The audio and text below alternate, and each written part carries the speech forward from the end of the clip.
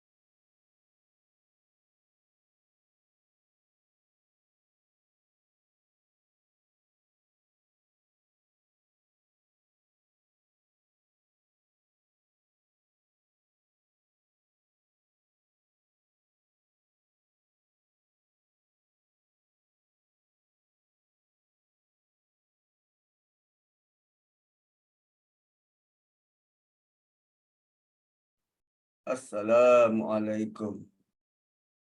Waalaikumsalam warahmatullahi wabarakatuh Ustaz. Kita dah buka majlis. Kalau Ustaz dah bersedia, boleh teruskan dengan siri pertama surah Al-Anfal insyaAllah. Bismillah. Ya na'udzubillahi minasyaitonir rajim. Bismillahirrahmanirrahim. Alhamdulillah. Salatan wa salaman ala Rasulillah wa ala alihi wa ashabihi ajma'in. Amma ba'd. Assalamualaikum warahmatullahi wabarakatuh. Rabbi syrah li sadri wa yassir li amri wahlul 'uqdatam min lisani yafqahu qawli. Subhanaka la ilma lana illa ma 'allamtana innaka antal alimul hakim. Rabbi yassir wa la tu'assir. Rabbi tamim bil khair ya arhamar rahimin. Assalamualaikum warahmatullahi wabarakatuh. So, surah yang baru, Suratul Anfal, surah yang ke-8. Kalau ikut turutan, sebelum surah Anfal ialah surah Al-A'raf. Al-A'raf cerita dekat hujung tu, dicerita tentang bagaimana Allah hancurkan kaum yang kuat menentang Rasul. Dan lazimnya mereka-mereka yang menentang Rasul ini akan dikalahkan, pasti akan kalah. Dan kenapa perlu kalah? Bukankah mereka telah lama membuat perancangan menentang Nabi, malah sampai ke tahap nak membunuh. Dan kaum-kaum terdahulu Allah beri azab terhadap mereka. So, perkara yang sama maksudnya dikenakan kepada kaum ini kerana melampau batas, maka Allah nyatakan di hujung surah A'raf berkaitan dengan apa bentuk-bentuk azab yang dikenakan kepada mereka. Namun di awal surah Anfal ini Allah nyatakan bentuk azab yang sedikit berbeza dengan kaum terdahulu. Sebab biasanya bila kita gambarkan azab ni, dia bentuk petir mungkin, gempa bumi mungkin. Tapi bila Allah sebut azab terhadap orang-orang musyrik, dia adalah tentang bagaimana azab itu maksudnya bagaimana orang-orang yang tidak percaya pada Allah ini dikalahkan. So dikalahkan tu sama ada dalam bentuk datang apa yang lazim kita fahami sebagai azab ataupun kalah dalam perang. So kekalahan dalam perang juga merupakan azab.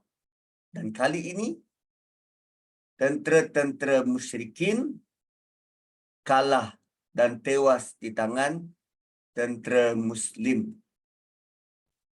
Itu juga dikaitkan dengan azab. Gambarannya ialah mereka dikenakan dengan pukulan serangan. Azab juga dalam bentuk paluan-paluan dari Allah Subhanahu Wa Taala. Namun kali ini pukulan serangan daripada para sahabat.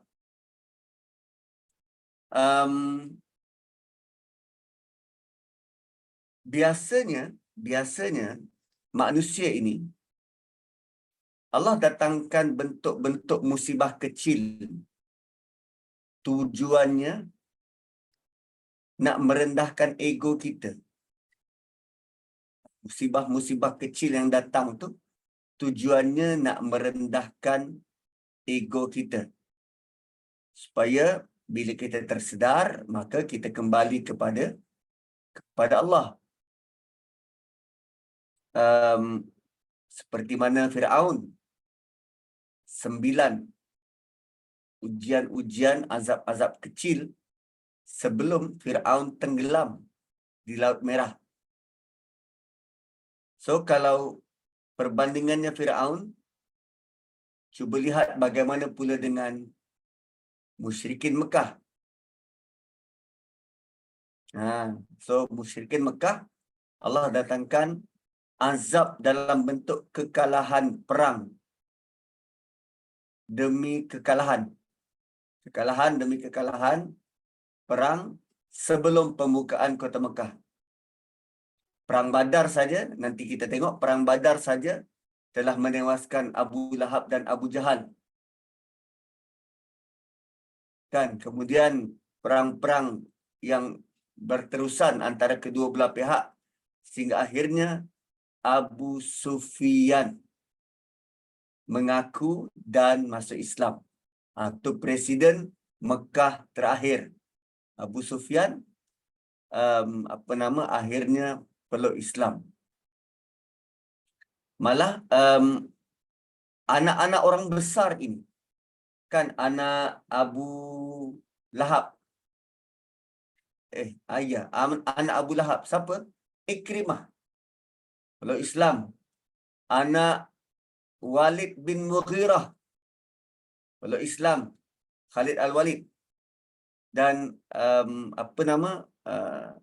sebab tu Nabi daripada dulu, daripada awal berdakwah tu, Nabi tidak menggunakan blanket statement. Kalau bapaknya kufur, anaknya belum tentu. Peristiwa Taif memberi kita panduan yang menyayat hati.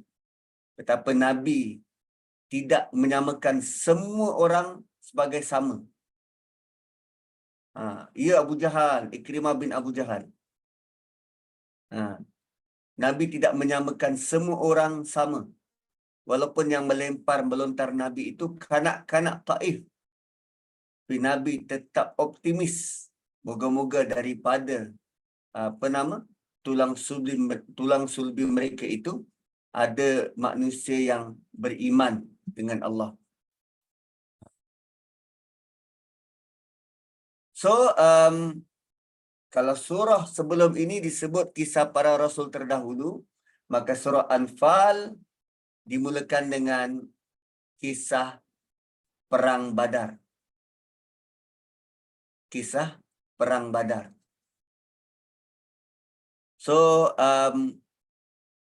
kita tak nak sentuh dulu tentang perang Badar. Kita nak lihat latar belakang kepada surah ini. Surah Anfal, surah yang ke-8. Apa berlaku sebenarnya? Apa yang berlaku? Setelah Nabi berhijrah ke Madinah, Nabi buat 3 benda. Dirikan masjid, hubungkan antara Mekah dan Madinah, dan kemudian buat perjanjian dengan puak Yahudi. Buat perlembagaan. 3 benda.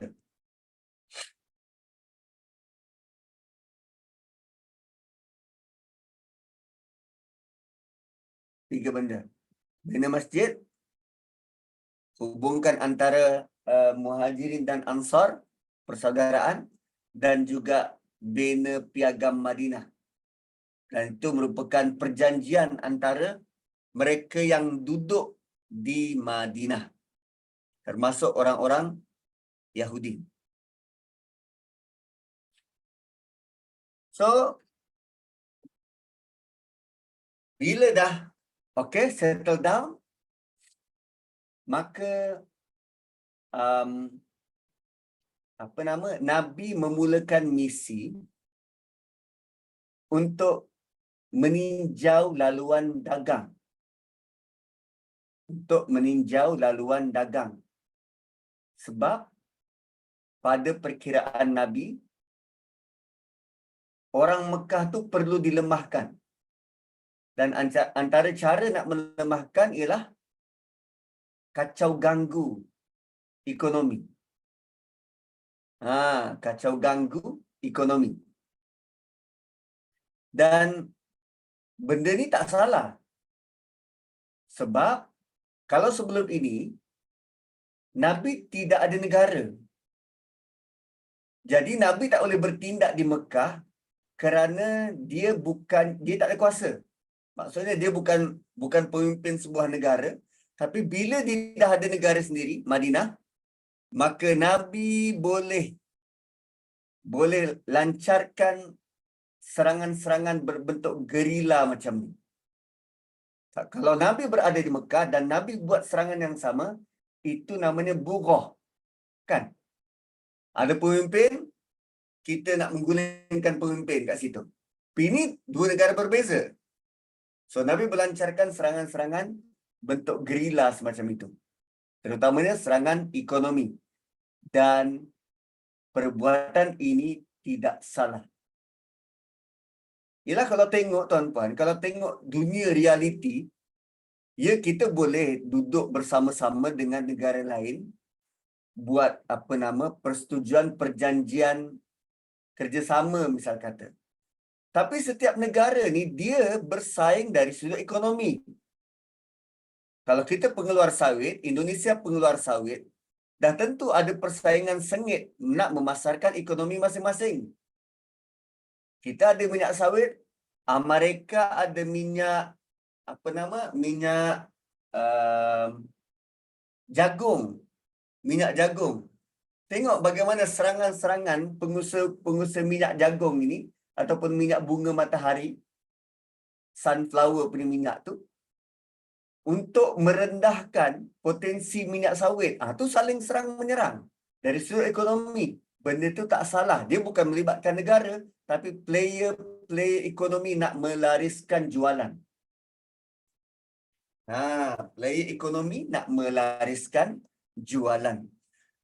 So, kenapa begitu?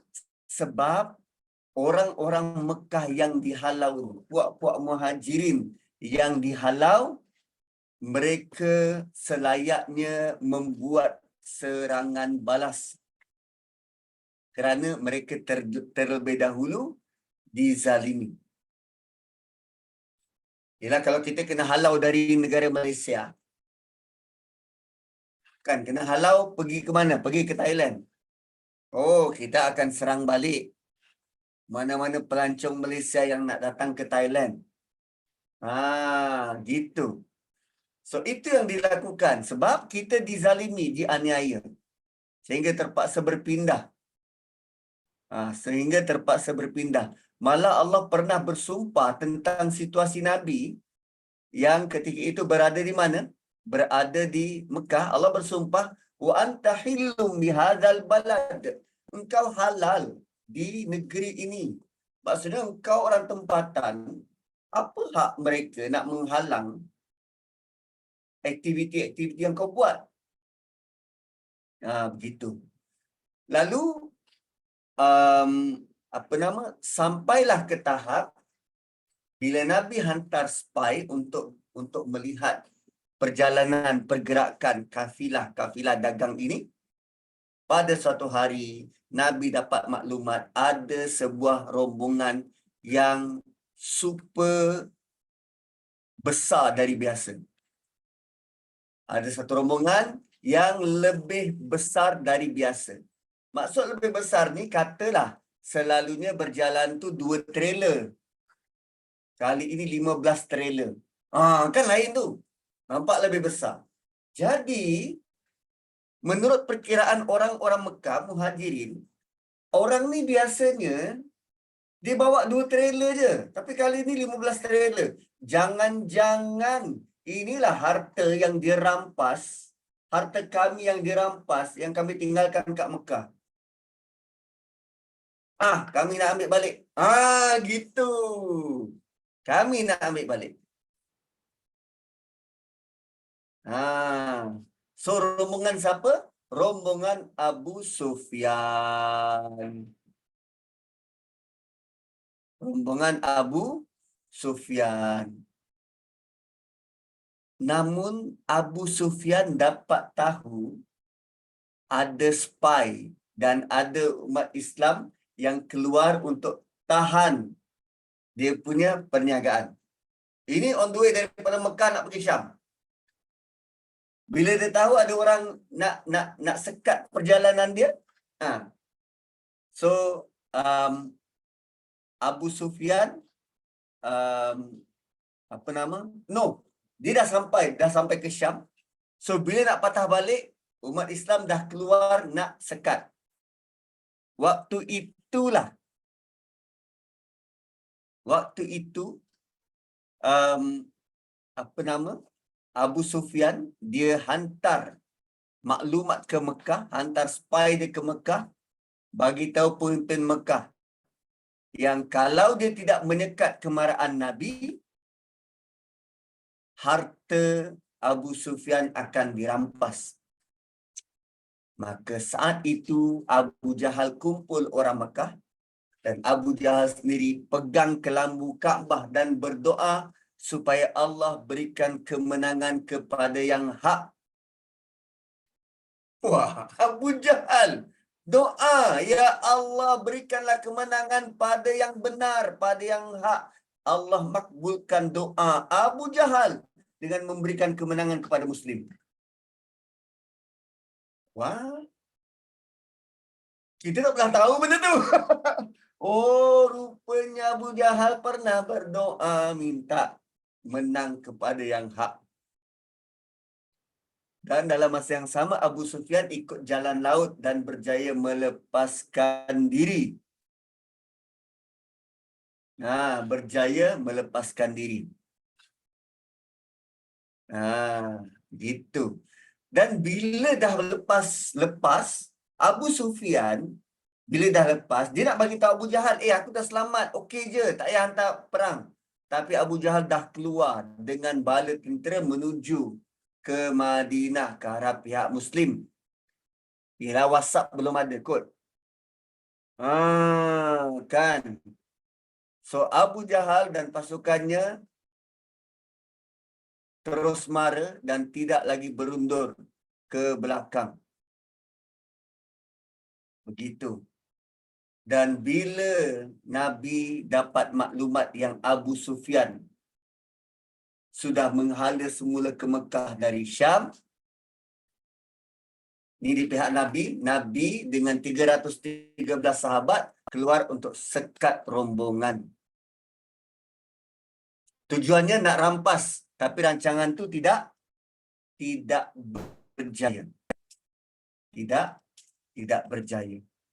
Dan tak kali itu bila dah keluar, cadang nak sekat dekat Badar, tapi Abu Sufyan dah lepas Badar. Dan waktu itulah Allah beri Nabi pilihan, mahu perang atau mahu kejar Abu Sufyan. Nabi pilih untuk perang. Nabi pilih untuk perang. Janji Allah kedua-duanya Nabi akan berjaya. Kalau perang pun berjaya, kalau kejar Abu Sufyan pun berjaya. Tapi Nabi pilih perang. Why? Yang itu kena fikirkan. Apa strategic thinking yang Nabi buat sehingga Nabi memilih untuk perang?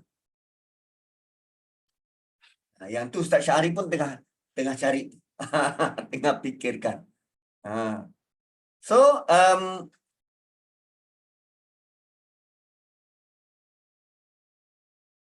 yang nak keluar ini asalnya kan tadi ada dua pihak. Satu muhajirin, satu ansar. Siapa yang call ni? Satu muhajirin, satu ansar. So pihak muhajirin dia terkesan dengan penganiayaan orang-orang kafir Quraisy. Tapi sebaliknya pihak Ansar tak rasa pun macam tu. Kan? Yang kena tindas dia orang-orang Mekah. Lari ke Madinah. Orang Madinah dia tak rasa pengalaman tu. Lalu, sewaktu idea untuk perang ni, kan ada Allah sebut tentang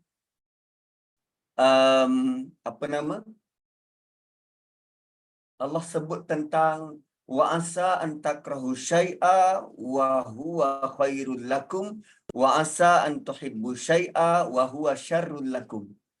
Boleh jadi apa yang kamu suka tak elok untuk kamu, apa yang kamu benci tak suka baik untuk kamu. Itu adalah tentang komentar Allah tentang peperangan ni, memujuk orang-orang Ansar untuk turut sama berperang. Yang tak setuju dengan idea perang ni orang Ansar, orang Madinah, orang Yathrib. So bagi mereka, saya perlu agama Islam ni, dah namanya Islam, dah tentu dia selamat dan sejahtera. Kan saya tidak sign up agama ni untuk gadaikan nyawa. Itu tak ada dalam saya punya kamus.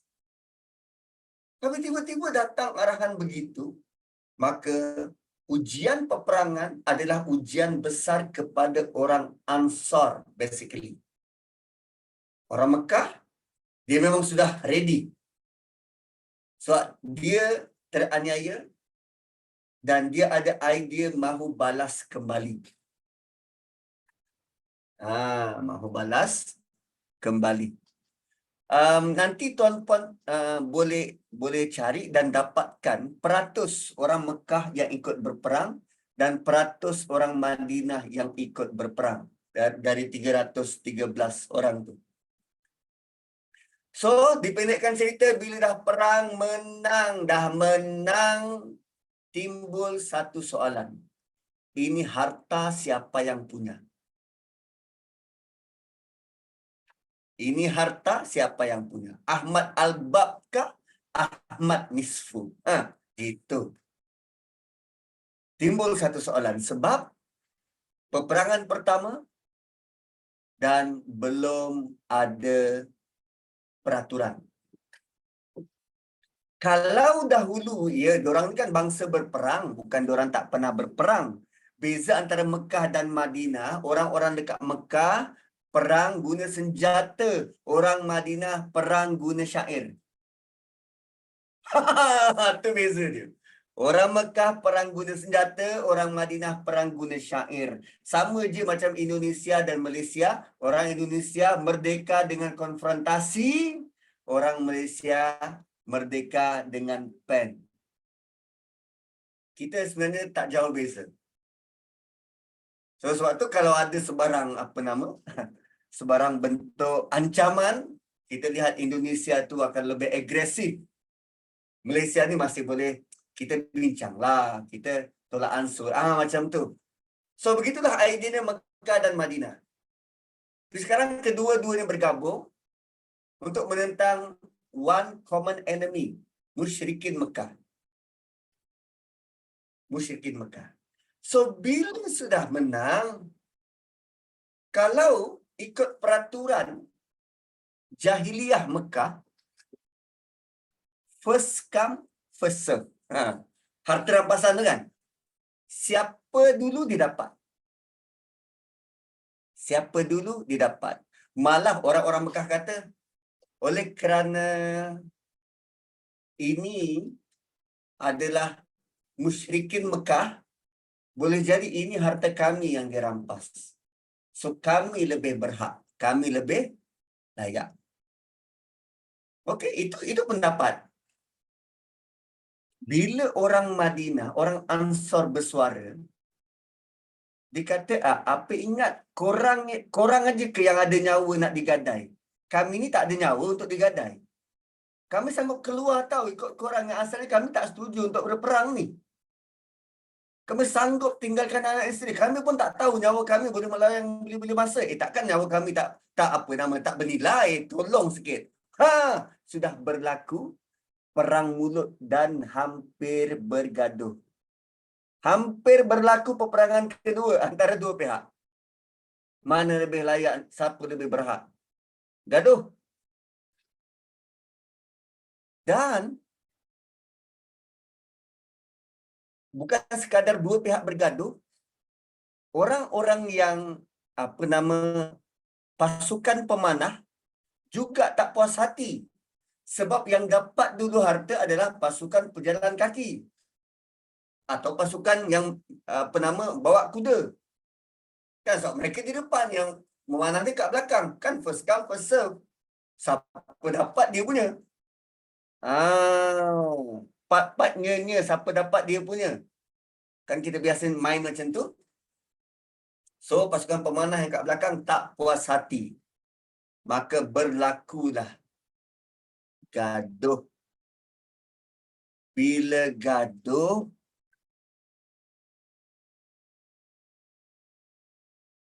akhirnya mereka ambil keputusan untuk tanya pada Nabi. Tu, yas'alunaka anil anfal. Akhirnya mereka ambil keputusan untuk tanya pada Nabi. Bila tanya pada Nabi, Allah turunkan ayat ini. Ayat 1 sampai 40 untuk betulkan cara berfikir. Punca masalahnya apa? Peperangan pertama, belum ada undang-undang. So, sebelum Allah beri undang-undang, peraturan, pada ayat 41 nanti, sebelum beri peraturan tu, Allah mahu para sahabat waktu itu diajar, dididik cara beragama berhadapan dengan kemenangan. Sebab jika kita tak dididik menghadapi kemenangan, kita akan lupa daratan. Dia bukan sekadar harta. Harta itu satu hal, kita memang cepat lupa daratan. Lagi-lagi kalau kita tak lupa daratan terhadap harta sebab kita tak ada harta. Suami kita bagi nafkah paling tinggi 5,000 satu bulan. Kalau dapat 5 juta satu bulan, tak ikut dah kelas-kelas macam ni. Kan? Kita panggil personal tutor je. Ustaz, datang rumah saya bayar 1 jam 10,000. Tak terangkan A sampai Z, tak perlu sarah panjang-panjang, saya nak conclusion je. Lain, cakap pun lain. Dengan harta manusia boleh gila. Bayangkan sekarang ni gabungan antara harta dan kemenangan.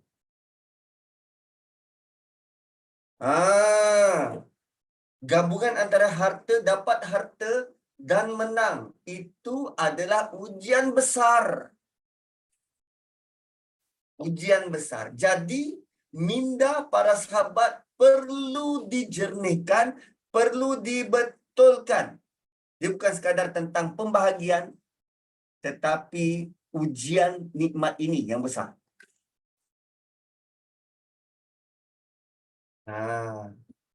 Kan?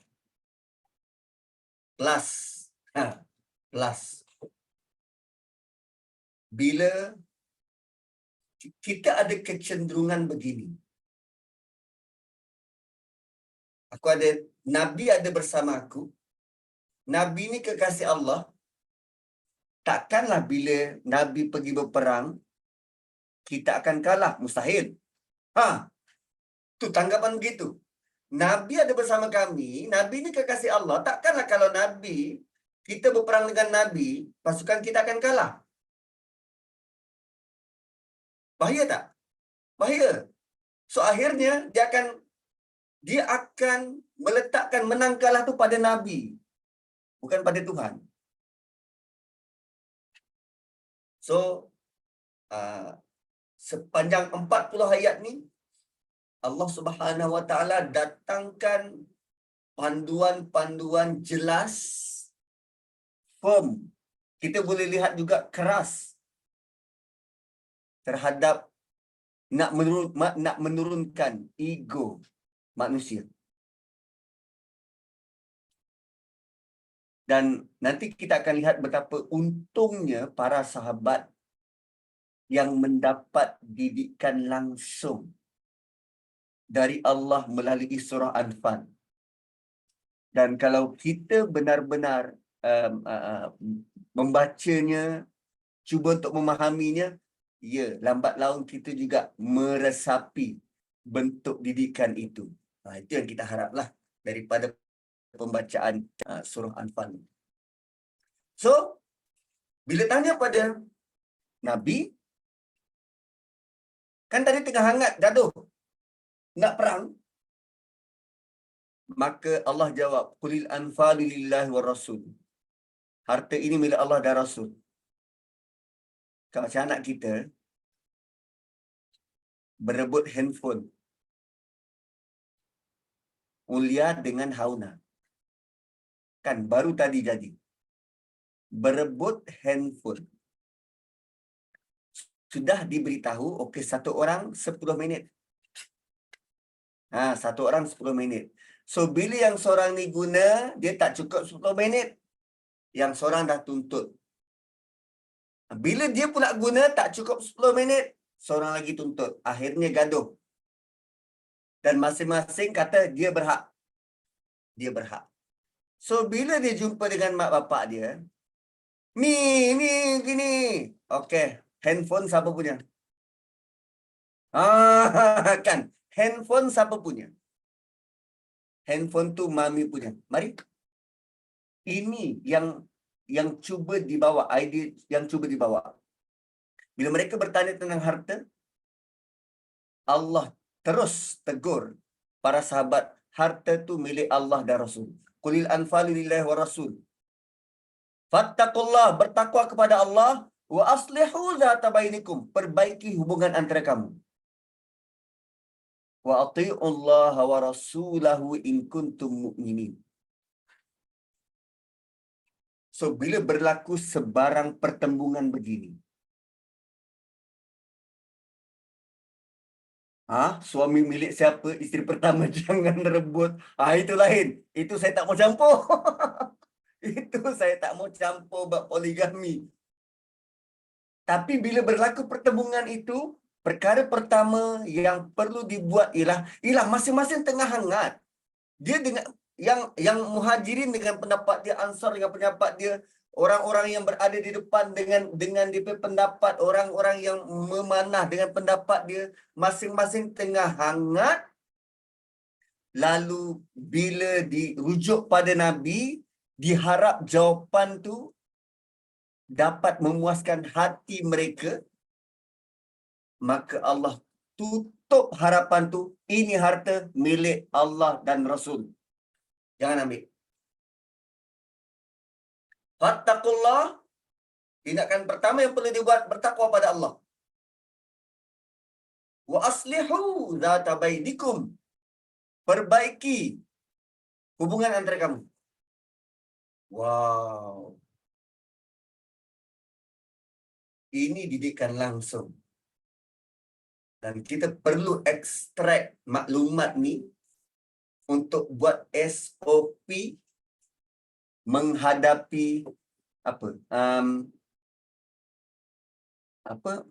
Menghadapi apa? Kemelut pertembungan antara dua pihak. Berebut harta, mari harta tu sini. Mari handphone tu sini. Takwa kepada Allah, saling minta maaf dulu. Perbaiki hubungan dulu. Ni adik-beradik ni, perbaiki hubungan dulu.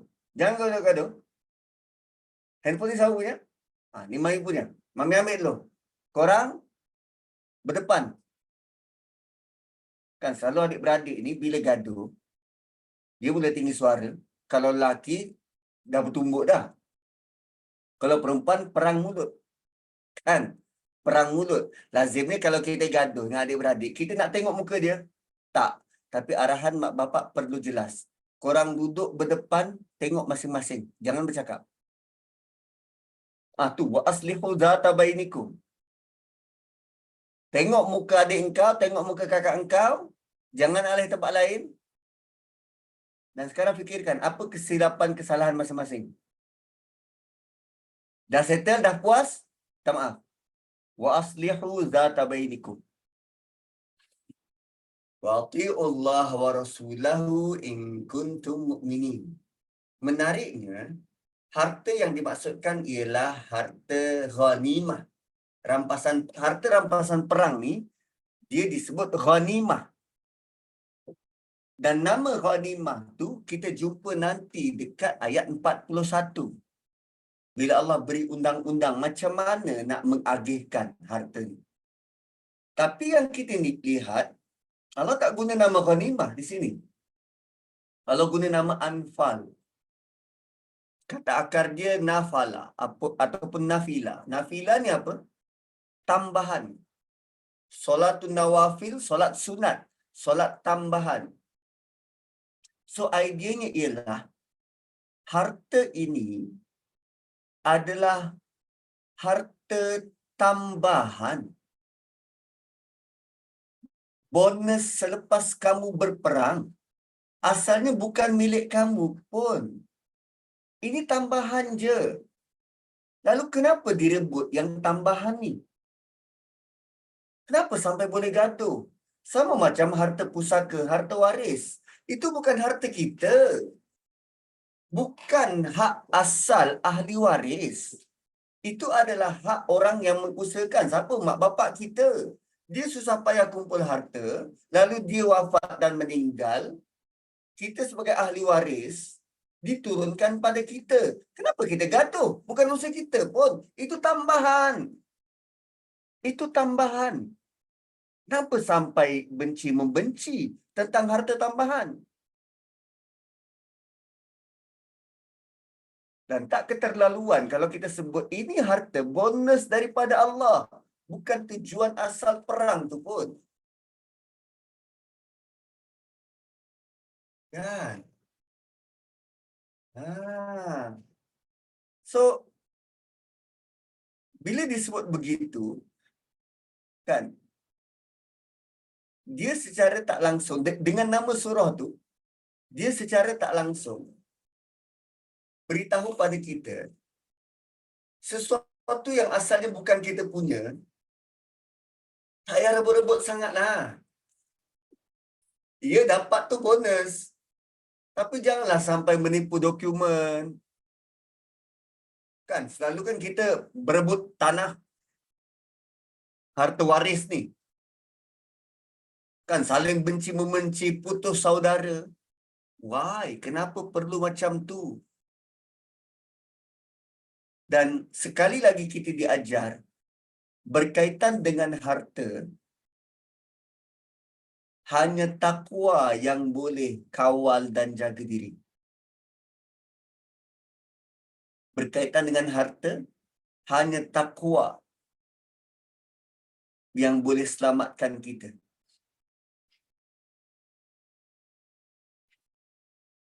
Nah tu, fattaqullah.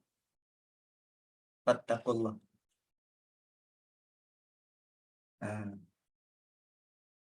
So kalau dalam celik tafsir tu, dia terbahagi kepada dua bahagian. Bahagian pertama tentang bagaimana Allah menasihati orang-orang beriman, dan bahagian kedua 41 hingga akhir adalah tentang cara pembahagian dan berkaitan dengan 7 undang-undang untuk tentera. Ada 2 untuk rakyat dan 5 lagi untuk pemimpin.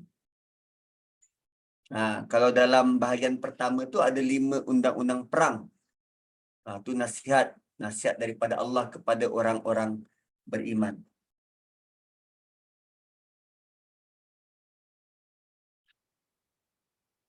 So berkaitan dengan harta rampasan, dia ada ghanimah, harta rampasan perang, yang itu bentuknya 1/5 diberi kepada Nabi, baki 4/5 diagihkan antara tentera. Dan itu ada pembahagiannya, kalau kuda tu dia dapat berapa, tentera berkuda dapat 2 kali ganda berbanding tentera biasa berjalan kaki, yang itu ada nanti. Kemudian istilah anfal yang ini pembahagiannya ditentukan oleh Allah dan Rasul.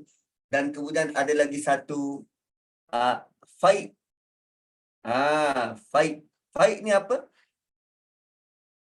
Harta tu dirampas tanpa melalui proses peperangan. Kadang tentera dah saling bersemuka, tapi satu pihak mengalah dan serah diri. So dikira menang. So harta dalam negara itu dibahagikan oleh Rasulullah.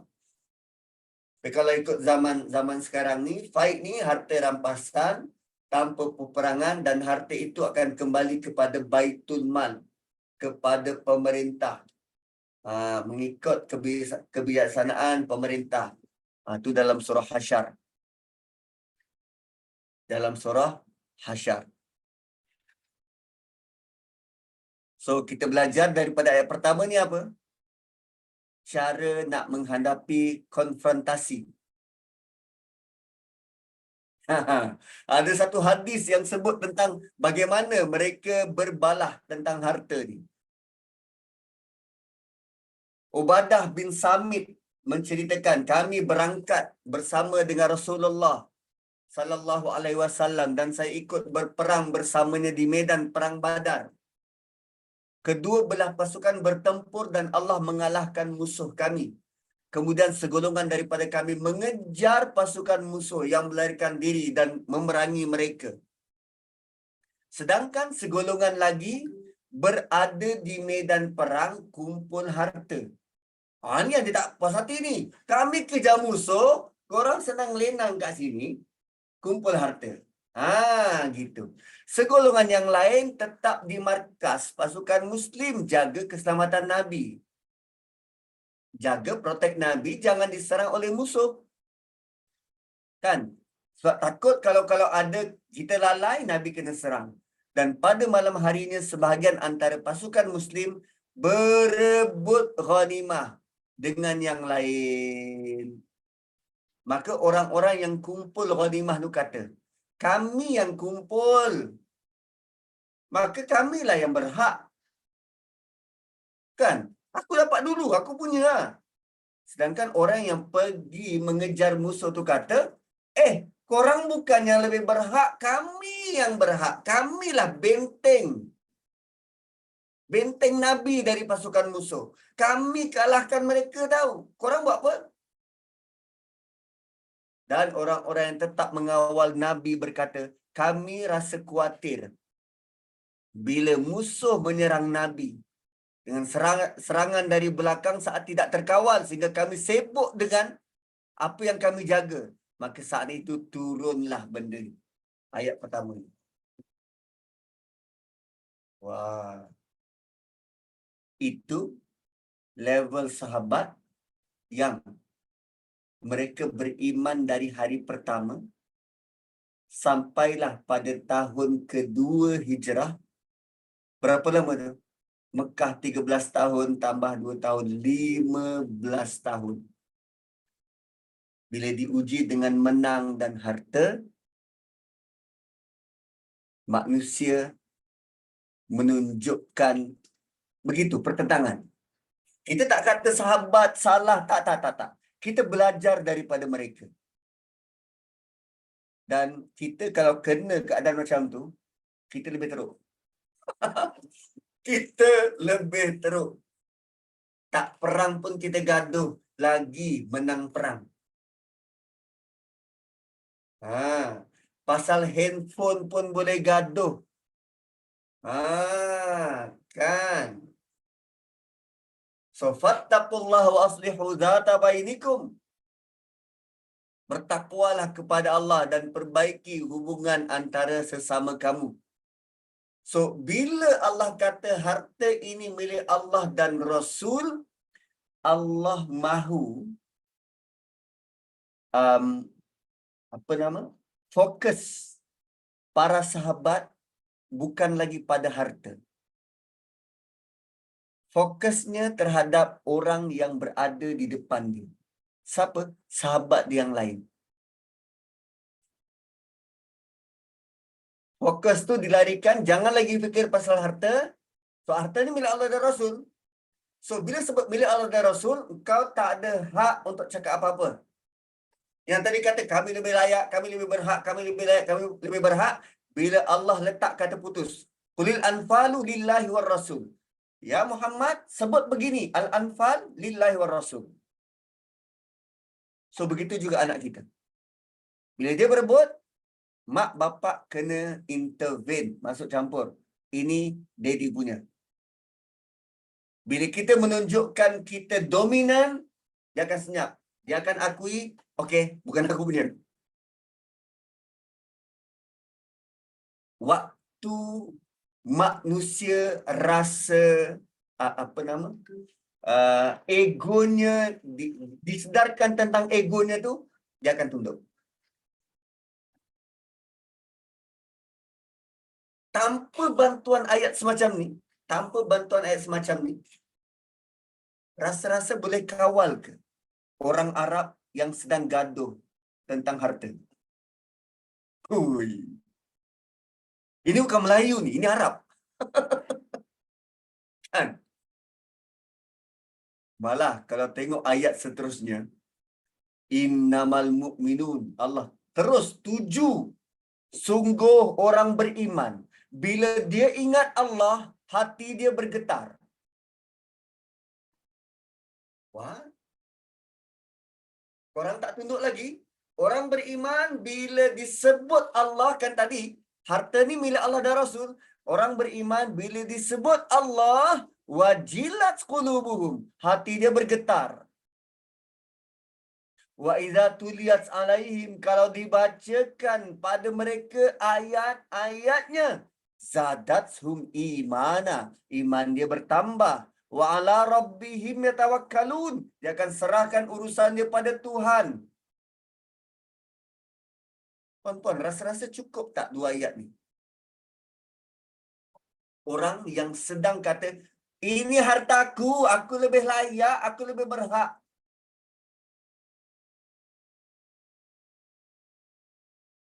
Allah bagi 40 ayat yang begini.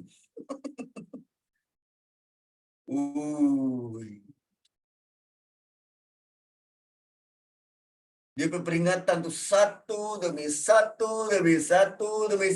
Kalau engkau masih beriman, Disebut nama Allah, hatimu bergetar. Kalau kamu dibacakan ayat, hatimu bertambah iman. Cuba kita pergi amanah raya. Kan, jumpa dengan orang-orang yang sedang berebut harta, baca ayat ni. Ada terpakai? Tak ada. Wah. So, kita merasa sangat kagum dengan para sahabat ini.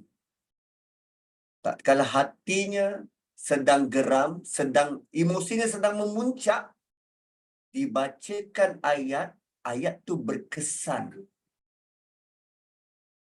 Kita emosi tengah memuncak, pedulikan. Yang penting aku dapat. Oh, jauh, kita jauh. Jauh. Itu. So, ayat pertama tu Allah beri peringatan pada kita. Benda yang paling dikuatiri melemahkan umat ialah perpecahan. Dan perpecahan tu berlaku bila apa? Pertama, tak ada takwa. Yang kedua, kita tak berusaha untuk perbaiki hubungan antara kita. Kita telah lama retak. Bukan sekadar retak. Kita sudah lama terbelah. Kan retak menanti belah kan. Kita sudah lama terbelah. Kita tak ada usaha untuk merapatkan balik yang terbelah tu. Tak ada. Makin berpecah, makin berpecah. Puncanya apa? Ada ego. Kalau komentar Allah terhadap kaum terdahulu, Yahudi, Allah sebut tentang selepas mereka dapat ilmu, mereka baghyan. Hatinya tu ada rasa dengki, tak puas hati pada orang lain. Baghyan. So, bila ada baghyan, dia tak ada usaha untuk aslihu zata bainikum. Bila dah gaduh, katalah saya dengan Puan Syafini gaduh.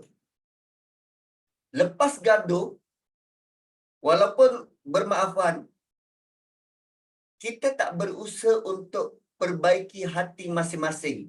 Kita akan jadi lebih canggung, awkward antara satu sama lain. Sebab pernah berselisih. Bila tak rawat hati tu, maka lama-kelamaan kita akan menjauh dan menjauh. Hatta dengan BFF kita. Kan tidak sedikit antara kita yang dulu ada kawan rapat, tapi berlaku sesuatu, berselisih mungkin, gaduh mungkin, terus jadi renggang. Seolah-olah orang tu asing daripada kita. Kuncinya hilang. Takwa dan tak ada usaha untuk islah. Okey. Fattaqullah dan wa aslihu. Fattaqullah wa aslihu. Ini bentuk apa ni perkataan ni? Fi'il apa? Amar, perintah. Perintah kan? Perintah. Kemudian Allah kata wa atiullah wa rasulah. Taatlah perintah Allah dan Rasul. Perintah yang mana? Ni, fattaqullah wa aslihu. Fattaqullah wa aslihu. In kuntum mu'minin. Kalau kamu beriman, kemudian Allah tambah lagi. Innamal mu'minun. Wow, itu dahsyat. Taat perintah Allah dan Rasul itu pun kalau kamu beriman. Sebab orang beriman bila disebut Allah, hati dia bergetar. Kalau kita lah begini, kan dengar ayat ni, kita boleh tunduk dan patuh tak? Rasa-rasa tak? Boleh? Cuba try sesekali kan, gaduh dengan suami, anak kita bacakan ni. Tengah-tengah merajuk macam tu, bacakan macam ni. Fattaqullaha wa aslihu zata bainikum wa ati'ullaha wa rasulahu in kuntum mu'minin. Dan lazimnya ayat 2 ni kita gunakan waktu bila ni? Kita gunakan waktu biasa. Orang beriman tu bila disebut nama Allah, hatinya bergetar.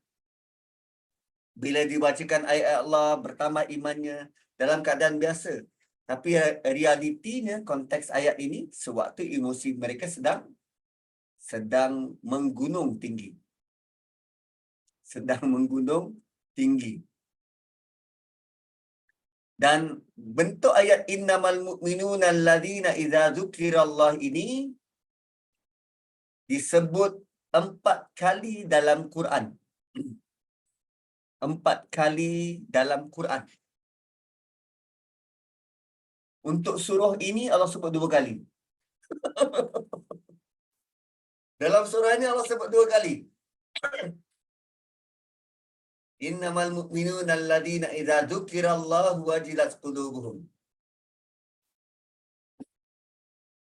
So, tatkala emosi sedang memuncak, Allah ulang 2 kali tentang sebut nama Allah, hatinya bergetar.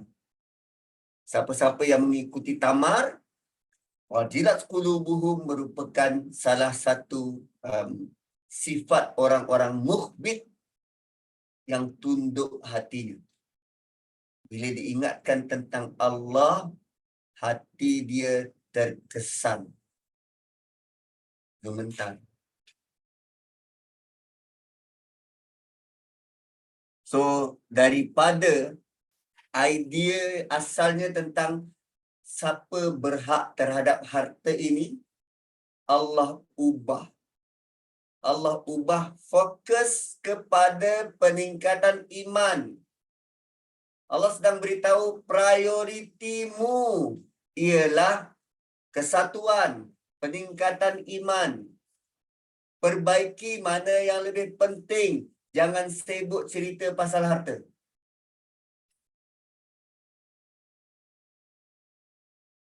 So, Allah ajar kita, kalau kita benar beriman, dan sifat beriman itu ialah bila disebut nama Allah, hati dia terkesan, gemetar.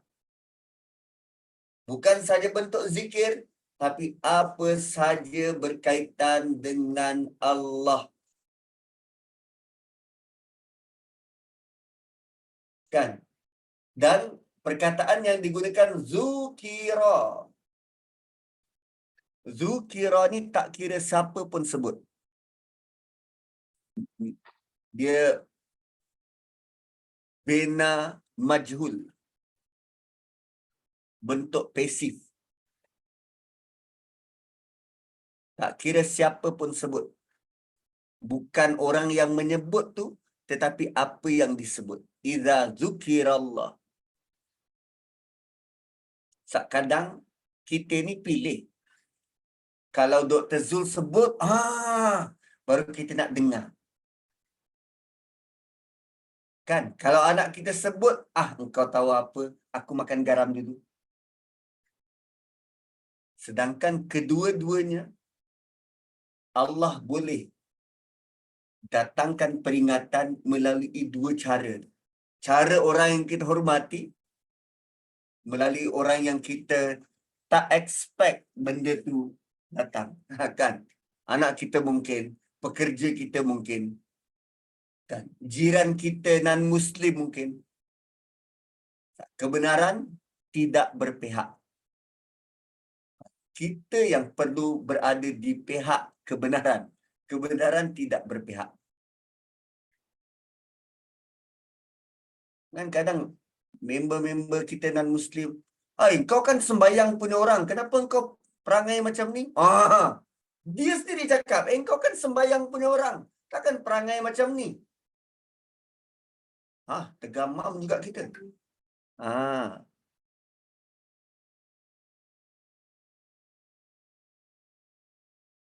Tapi lazimnya peringatan tu datang waktu kita tak tenang. Dan waktu kita tengah dilanda emosi, kita tengah tak keruan. Lalu Allah datangkan bentuk kebenaran macam tu. So itulah ujian pada kita sama ada kita memilih untuk wasaddaqa bil husna. Surah apa tu? Surah Al-Lail. Wasaddaqa bil husna. Kan? Fa amma man a'ta wattaqa wasaddaqa bil husna. Kita membenarkan kebaikan. Walaupun kebaikan tu datang bukan dari kita, daripada orang lain, orang tegur, orang nasihat. Kita membenarkan segala bentuk kebaikan itu.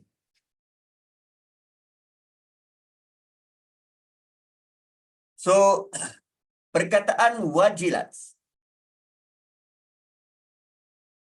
Kata dasar dia wajalah. Wajilat ni dia bermaksud ketakutan, dan takut kali ini menyebabkan kita merinding atau meremang. Takut ni mendatangkan rasa meremang. Dia berbeza dengan khauf. Dia berbeza dengan khauf. So, bila sebut iza zukirallahu wajilat qulubuhum, dia dalam bentuk tak kisah dari mana datang ketakutan itu, asalkan nama Allah disebut. Sama ada yang disebut itu berbentuk ayat Quran atau daripada hadis Nabi, dengar saja nama Allah, hati dia sudah gemetar, bulu roma dia naik, menegak.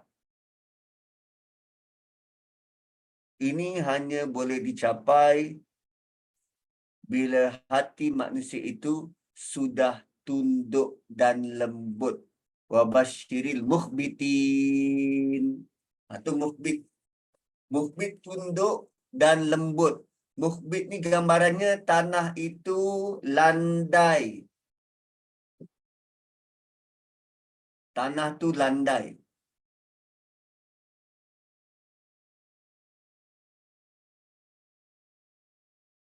Gitu. So wa idza tuliyat alaihim ayatuhu zadatsum iman.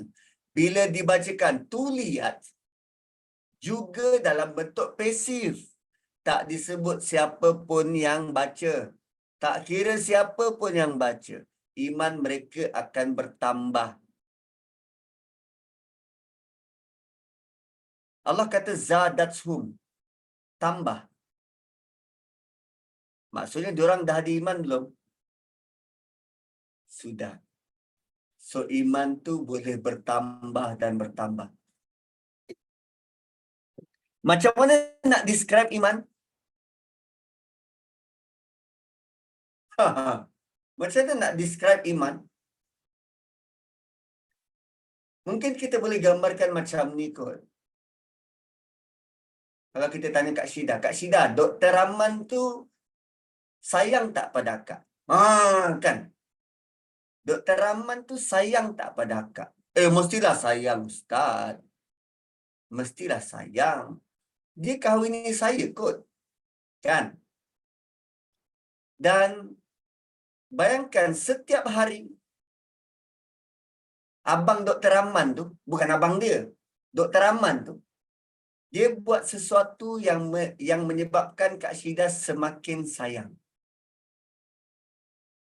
Asalnya dah ada sayang, tapi dia buat dan kita bertambah sayang. Lagi sayang, lagi sayang, lagi sayang. Iman juga begitu. Kita ada iman yang asal.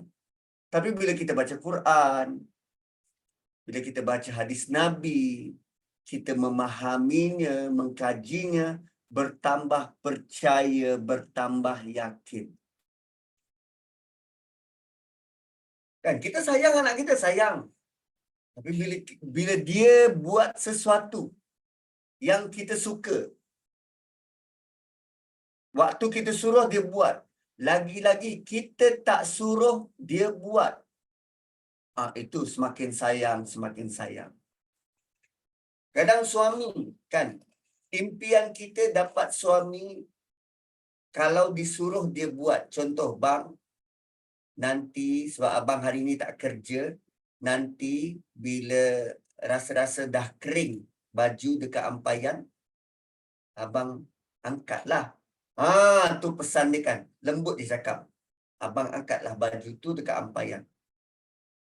So kita pun pergi kerja, balik kerja rupanya baju tu dah siap berlipat masuk dalam almari. Apa kita rasa?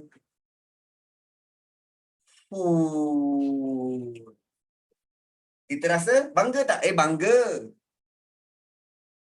Tapi rupanya dia panggil jiran sebelah tolong dia. Tak, itu plot twist.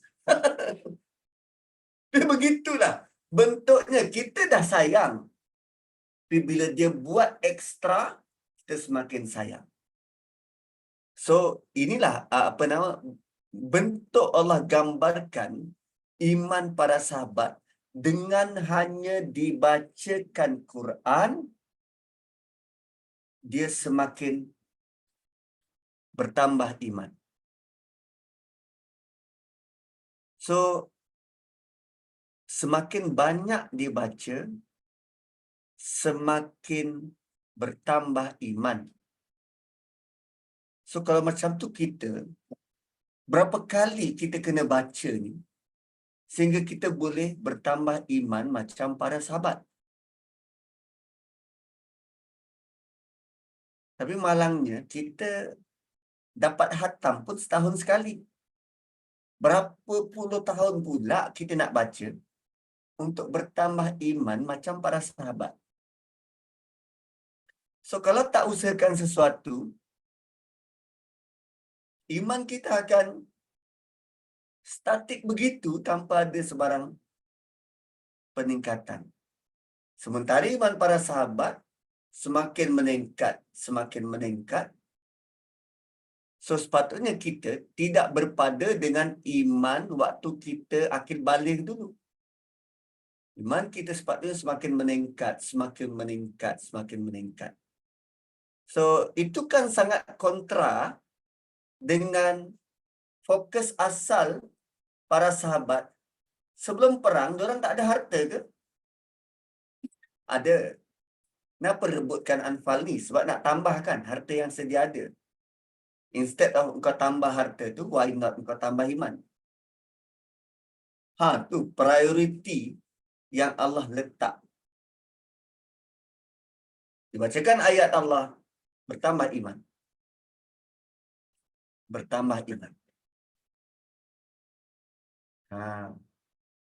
Kita pula bila baca Quran, kadang faham, kadang tak faham. Yang faham tu ya mungkin bertambah kefahaman. Yang tak faham, kita biarkan pula. Janganlah macam tu.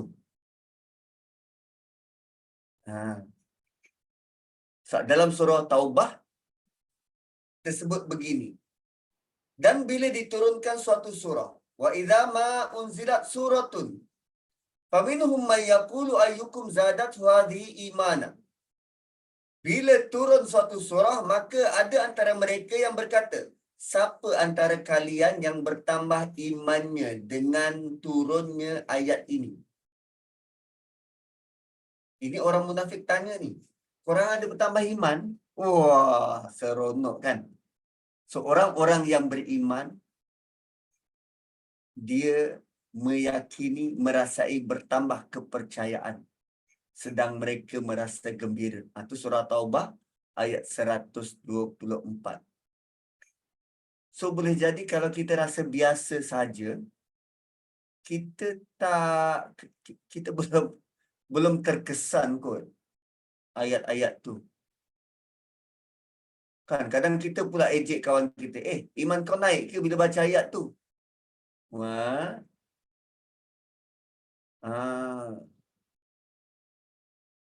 So, kena tambah lagi apa?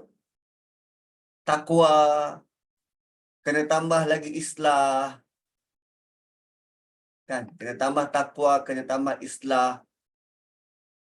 Kena tambah lagi ketaatan. Sebab hanya orang yang taat, in kuntum mukminin kan, hanya orang taat dikira sebagai beriman. Begitu. So ada banyak perkaitan lah di situ. Harap iman kita semakin bertambah, semakin bertambah. So iman ni kan dia ada turun naik. Iman manusia ni dah ada turun naik. Iman malaikat tu statik. Iman malaikat statik. Iman kita ni turun naik. Turun naik. Sama macam cinta kita pada pasangan. Time kita sayang tu cinta lah. Time kita menyampah, sana lah bang. Kan? Dia turun naik, turun naik.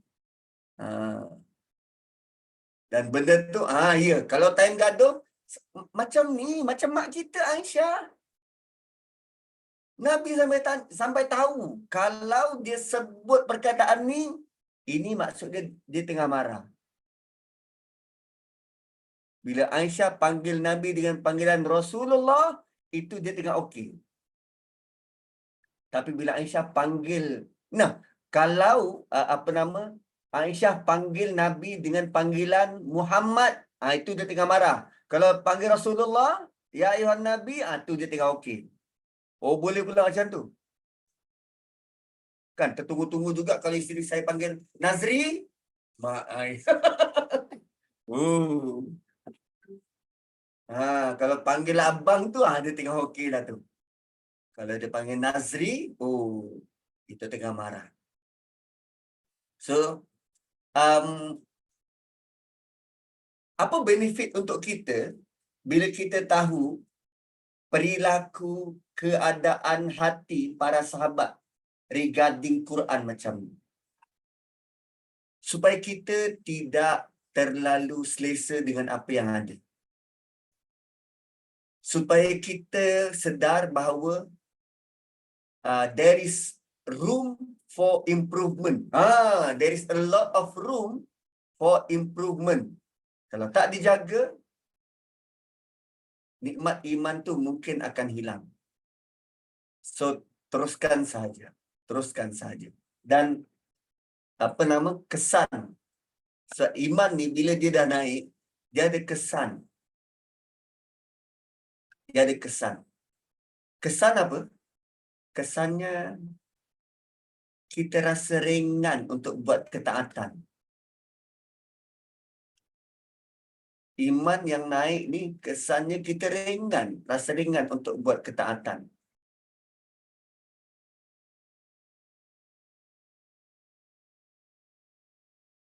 Kita rasa ringan nak baca Quran, kita rasa ringan nak tahajud.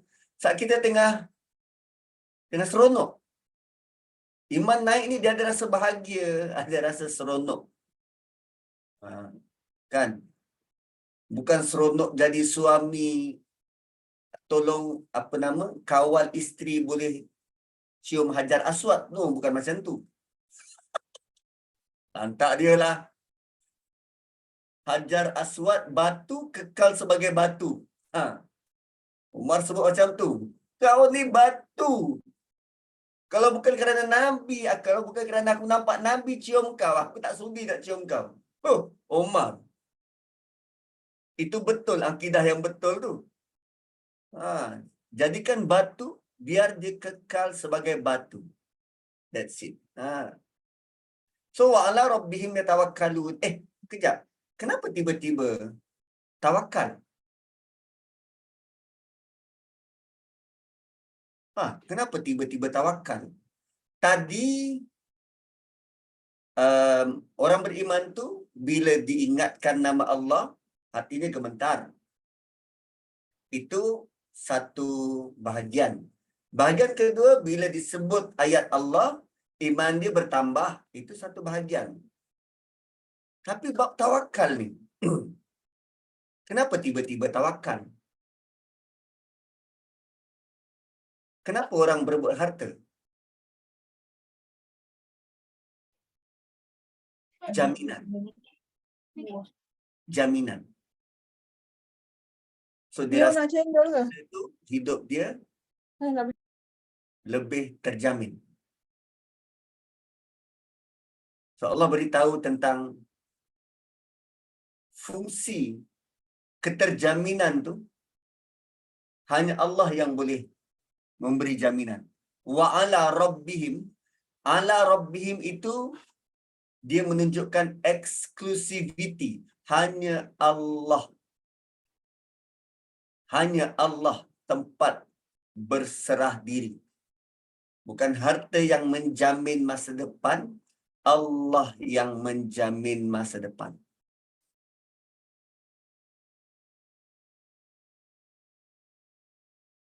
So, dalam urusan pembahagian harta rampasan, serahlah pada Allah. Bila ada idea ini, kan tadi emosi tengah tinggi, bila ada idea ini, barulah jiwa, kehendak, kepatuhan, ketaatan mudah dibentuk. Baru senang nak ikut peraturan Allah. So, bila kita buat penyerahan pada Allah, kita boleh kembali tanya, Allah nak benda ni macam mana? Kan kita mungkin bermasam muka, gaduh adik-beradik. Allah sebenarnya nak hubungan aku ni macam mana? Gitu. Lazimnya kita mendahulukan apa yang kita nak berbanding memikirkan apa yang Allah mahu. Tu kadang bila kita mendahulukan apa yang kita nak, maka hubungan tu sukar untuk pulih. So masing-masing ada ego masing-masing. Kadang anak dengan mak tak bercakap. Kadang adik-beradik tak bercakap. Kan? Itu juga konsep tawakal, iaitu mengembalikan kepada bagaimana sebenarnya kehendak Allah dalam situasi yang kita sedang hadapi. Apa panduan syarak terhadap benda tu? So, ini bentuk teguran yang saya rasa dia sangat, sangat evergreen. Sangat evergreen. Dan dua ayat pertama ni kita dah tahu bagaimana iman para sahabat tu. Kan? Kita patut rasa speechless. Dua ayat dan teguran Allah tu, macam mana diorang boleh terus tunduk dan patuh. Kita, alamak. Ibnu Abbas pernah kata bahawa orang munafik tu, tiada suatu pun daripada sebutan nama Allah yang dapat mempengaruhi hati mereka. Cuba kita tukar nama tu, bahawa Nazri tu, bila disebut nama Allah, tak dapat mempengaruhi hati dia untuk mendorong mereka mengerjakan hal yang difardukan. Boleh. Selagi kita tidak terkesan dengan sebutan nama Allah, ya, hati kita masih belum pulih.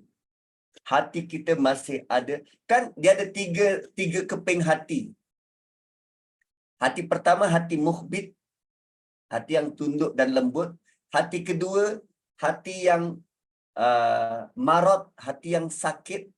Hati ketiga, hati yang qasiyah, hati yang keras. Boleh jadi hati kita masih ada penyakit-penyakit tu. Sehingga bila ada nama yang begitu menakjubkan disebut, nama Allah, hati kita masih belum terkesan. Mungkin kerana sakit. Dan kita berharap janganlah sampai hati kita keras, sehingga jarang sekali dapat mengalirkan air mata, terutamanya berkaitan dengan ayat Quran.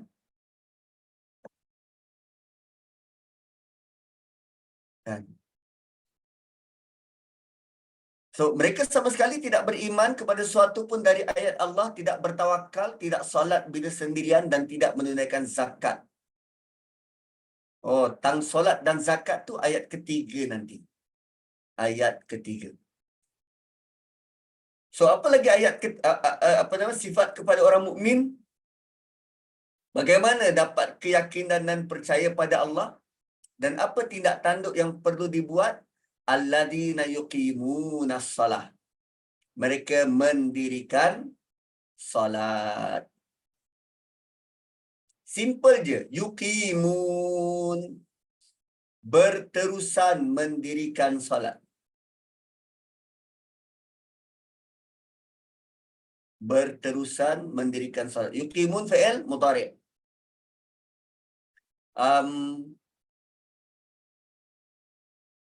Kenapa lazim disebut mendirikan? Kerana solat itu perlu tegak dalam hidup.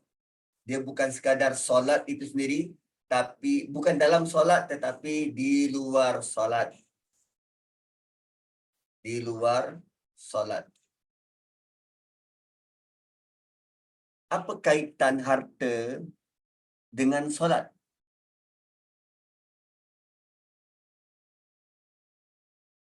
Kan poin asal ialah mereka rasa berhak terhadap harta. Dan bila Allah sentuh tentang orang beriman, hati dia bagaimana, perbuatannya bagaimana? Sebab yukimuna itu bentuk jamak. Korang bukan sembahyang sama-sama ke? Kenapa nak gaduh-gaduh? Ui, lain macam lah. Lain macam nasihat dari Allah. Yuqimuna. Tu jamak. Bukan korang sama-sama solat ke? Kenapa mau gaduh-gaduh? Korang bila solat, buat saf sebelah menyebelah kot berdiri. Kenapa rebut harta ni? Dan orang yang tak dapat kan? Orang tak dapat pun naik syekh juga. Allah bukan sekadar marah orang yang dapat, yang mempertahankan hak dia. Allah juga tuju kepada orang yang tak dapat. Bagi yang tak dapat, Allah kata apa? Wa mimma razaqnahum yunfiqun. Anfal ni, kami yang beri rezeki. Nanti orang yang dapat tu dia akan nafkahkan, dia akan infak, dia akan sedekah pada orang lain. Yang korang kecoh apa pasal? Alamak. Ui, nasihat dari Allah. Lain. Harta tu lambat laun akan dibelanjakan. Dan mereka ni orang beriman. Engkau tak dapat, lambat laun kau dapat juga harta sedekah.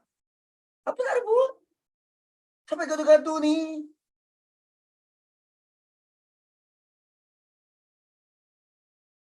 Ui, lain lah, lain. Solat sama-sama, berdiri menghadap arah kiblat yang sama. Nak gaduh apa pasal?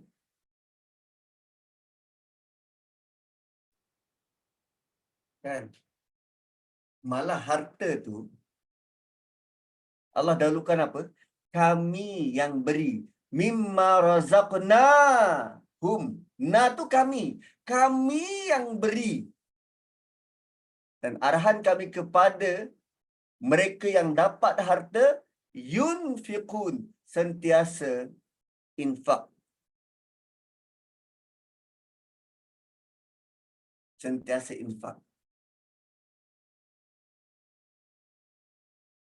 Bagi yang sama-sama baca celik tafsir, kan kita tengok tu panjang perbahasan, dia sentuh pasal Muqatil Ibnu Hayyan, mengatakan menunaikan solat artinya memelihara waktu untuk menunaikan solat. Sebenarnya penerangan itu betul, cuma dalam konteks pergaduhan dan teguran kepada orang-orang yang sedang menang ni, dia macam kurang sesuai letak kat situ. Patutnya dalam bentuk tadabbur itulah kita lihat Apa yang berlaku waktu tu? Dan kenapa Allah datangkan ayat tu? Supaya kita juga boleh belajar. Terutamanya, daripada nak merubah komuniti, kita ubah keluarga kita, jangan berbasam muka, korang nanti makan semeja juga. Solat sama-sama juga. Tidur satu bilik juga. Korang nak gaduh kenapa? Kan, tak boleh tengok sama-sama ke phone tu? Atau nak kena seorang satu juga baru puas hati? Atau bagaimana? Tak boleh bertolak ansur? Kan. Bentuk-bentuk macam tu yang Allah datangkan, beri idea kepada kita melihat setiap ayat-ayat ini, lalu kita terus boleh boleh laksanakan dalam kita punya circle, terutamanya berkaitan dengan harta.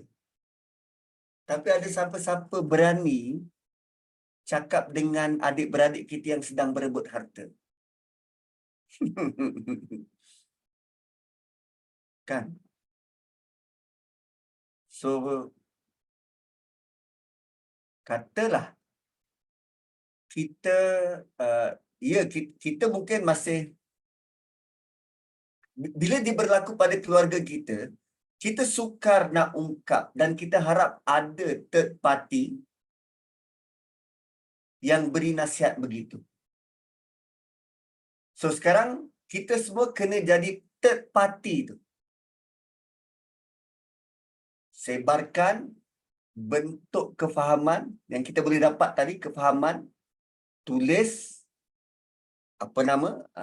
buat podcast ke, supaya orang dekat luar sana dapat idea. Gaduh tentang harta ni tak bawa ke mana. Yang penting adalah kesatuan tu. Sama-sama solat. Rezeki tu pun takkan lari ke mana. Tapi sebab kita, yelah, bila tentang harta ni, orang yang dapat harta tu, dia besarkan dapur rumah dia lah. Kan? Dia tukar kereta lah. Dia pergi melancong ke sana ke sini lah.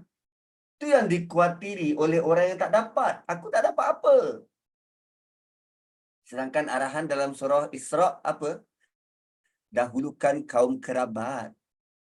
Kan, jangan membazir. Membazir tu kawan syaitan, saudara syaitan. Kau dah ada saudara kau sendiri, kau sanggup berkawan, bersaudara dengan syaitan. Apa kes kau ni?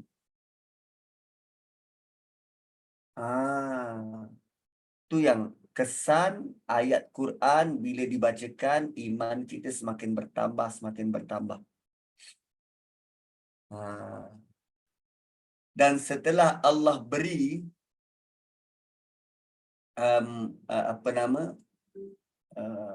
penegasan semacam tu, kan, harta ni milik Allah dan Rasul, korang semua kena perbaiki hubungan, bukan kamu orang beriman.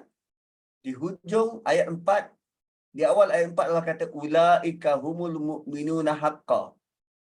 Ciri-ciri di atas itulah tanda orang yang benar-benar beriman. Berapa sifatnya tadi? Cuba kira berapa sifat orang beriman tadi? 5. Sebut Allah, hati dia bergetar. Baca Quran, iman bertambah. Dan kepada Allah dia bertawakal. Itu 3. Keempat, dirikan solat. Kelima,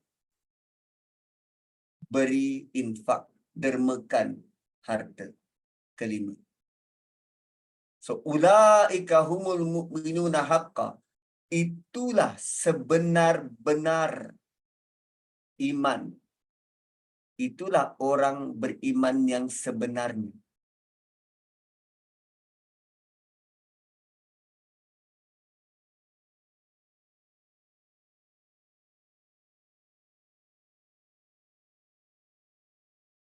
So, bila Allah sebut tentang haqqa, Allah beri penekanan tentang pentingnya sifat-sifat tu.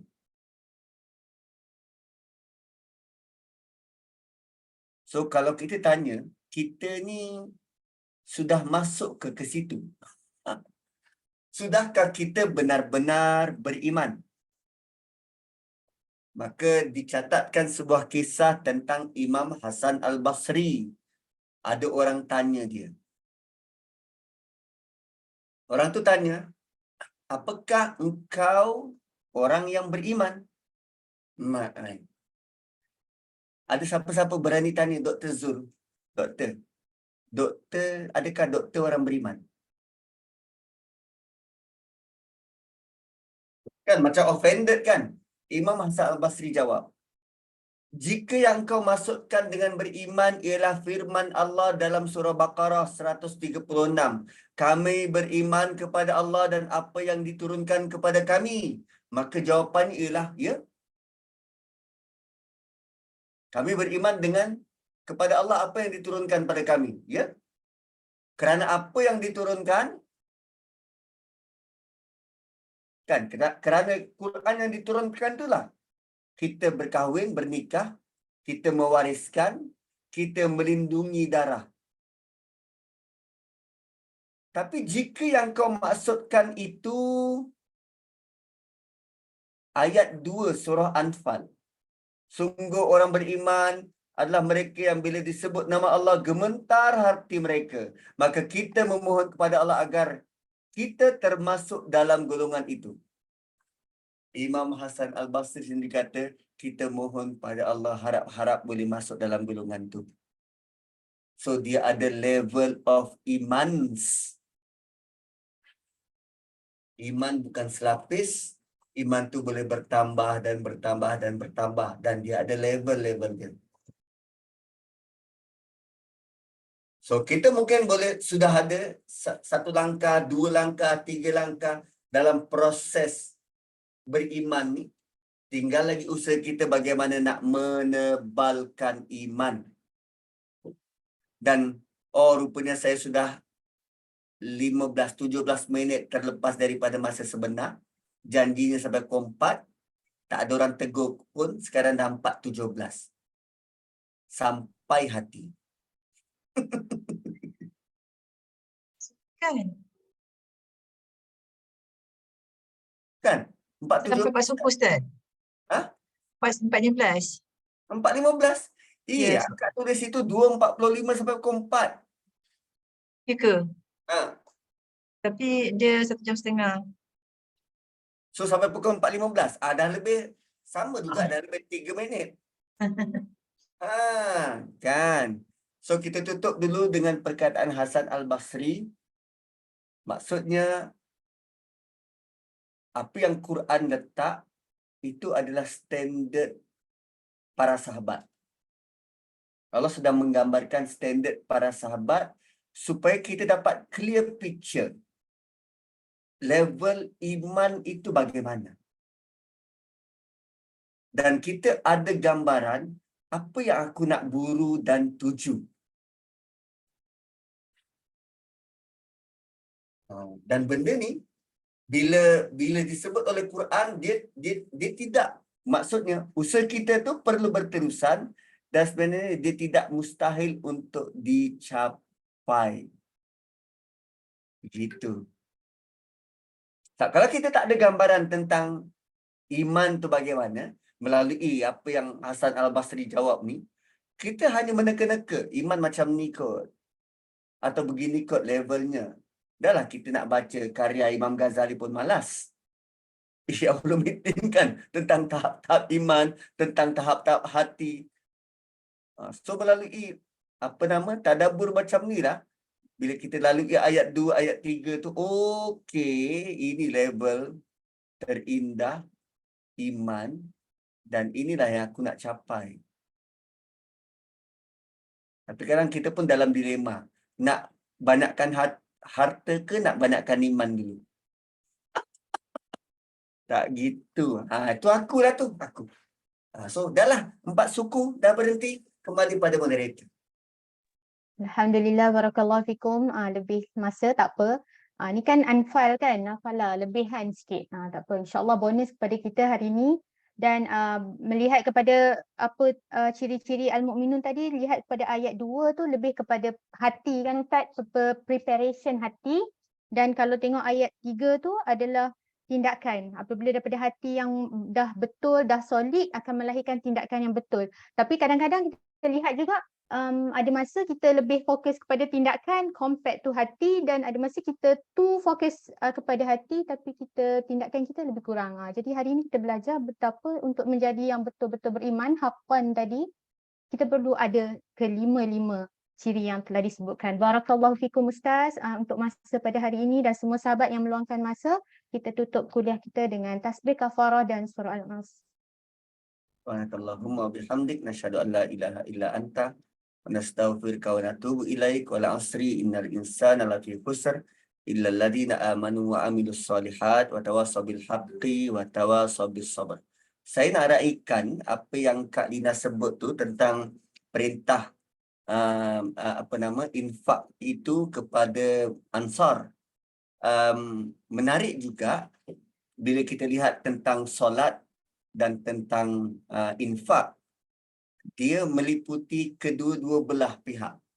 Kalau solat itu kiblatnya di Mekah, so orang Mekah rasa kamilah pemilik solat ni. Tapi realitinya mereka miskin berada di Madinah, orang Madinah yang cover mereka. So tadi gaduh tentang siapa lebih berhak, Allah sedang mengingatkan balik, korang sampai Madinah siapa yang tolong. Itu kembali kepada reality check kepada mereka-mereka yang sedang dikuasai oleh emosi. So moga Allah memberkati, mengampuni para sahabat atas apa yang berlaku, dan kita yakin Allah sudah pun mengampunkan mereka, dan Allah betulkan pandangan kita, kefahaman kita tanpa melekehkan usaha para sahabat ini dijadikan contoh supaya kita dapat belajar. Barakallahu lakum. Assalamualaikum warahmatullahi wabarakatuh. Waalaikumsalam Ustaz. Terima kasih. Terima kasih Ustaz petang ni kesian yang tidak mengecewakan kami lah, insyaAllah. Alhamdulillah kena hadam.